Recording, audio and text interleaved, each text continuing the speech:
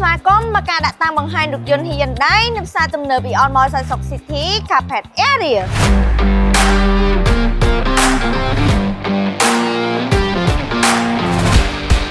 យើងខ្ញុំកំពុងធ្វើការដាក់តាំងបង្ហាញរថយន្ត Hyundai ស៊េរីថ្មីចំនួន4 model រួមមាន The New Hyundai Venue, The All New Hyundai Santa Fe,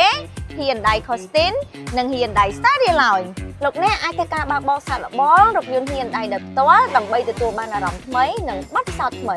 កាន់តែចំណេញរាល់ការកក់ឬទិញរថយន្ត Hyundai នៅក្នុងកំឡុងពេលរត់ show លោកអ្នកនឹងទទួលបានការបញ្ចុះតម្លៃរហូតដល់$4,000 ព្រមទាំងទទួលបានការធានារយៈពេលវែងនិងមានកាដូថែមជូនជាច្រើនទៀត